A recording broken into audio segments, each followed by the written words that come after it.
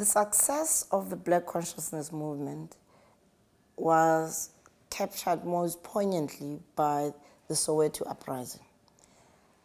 In our movement, we mobilized university students first and then the wider community, including high school students. So post the Soweto uprising, the government locked us up.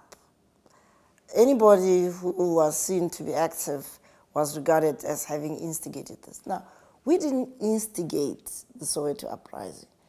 We did prepare the minds of those young people by inspiring them to be proud of who they are.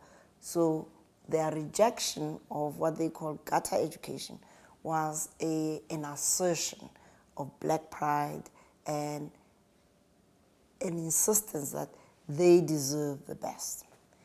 And so after being detained, we were then, the whole idea of banning and banishment was to break up networks, break up solidarity groups, break up any activity that the government regarded as a threat to state security.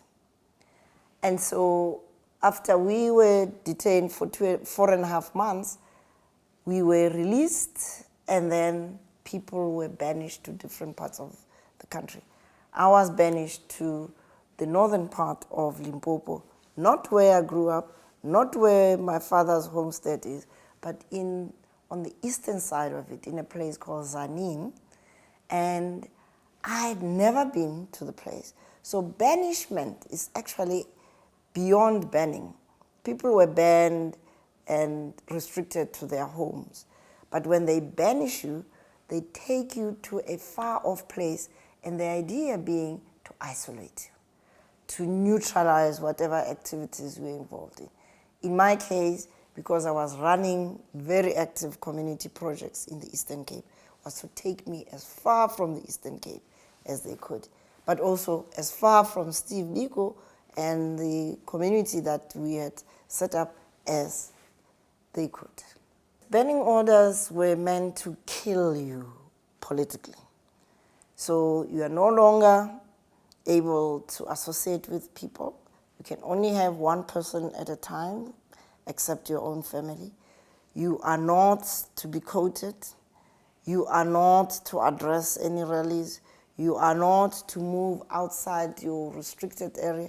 In my case, in addition to being banished to that place, I was restricted to a township with 800 houses.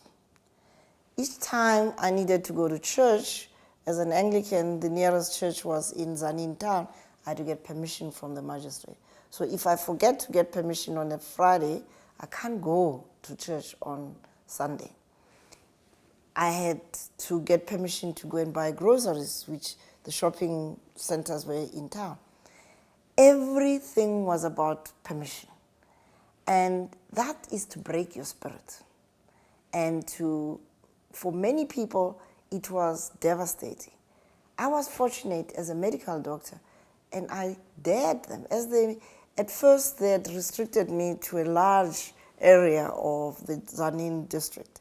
But when they saw me starting community health projects all over, they decided, okay, let's limit it to the township. They made a mistake because the people came from those villages to the township, and they could never break me. So I said, if you were to restrict me now from leaving my house, let me tell you, I will find something to do. You'll never break me. And that is, I believe, a strength that you develop, both from this identity journey we had gone through. But the more they killed those close to me, the more they made me, at first, of course, the reaction is shock, grief, pain, and then anger.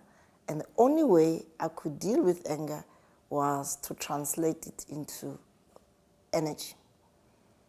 And I just worked and slept, worked and slept. And there was no way in which I was going to sit there and be depressed. The theory was that you could ask the Minister of Justice to explain to you why you were banished. So, duly, I got my lawyer, Raymond Tucker, to write to the Minister to inquire as to why I was banished. And he said that it is not in the interest of state security to tell you why you are banned. Full stop. And there's no appeal after that. I was banned and banished from 1977 to 1983. That was the beginning of the so-called opening of South Africa. Very tentative steps about the need to negotiate, etc. But because I had started projects in Linyenye and that whole Tzaneen district, I stayed on as a free person for another year because that had become home. I had started community projects which range from the community health center, which I built just across the street from where I lived, a child development center, which was a model for how you can give early childhood education to kids, a youth center to create a positive environment for young people to develop themselves. We had started livelihood projects with brick making, community gardens. All of that needed to be handed over in an orderly way to the people I'd been working with who lived there. Those projects are alive and well today. And that year I spent there was really worthwhile because I could use my network to raise money and to introduce them to the donors who used to support us. And so, yes, it was a long journey. It was also a growth period for me because you either get destroyed by pain or you get strengthened by it.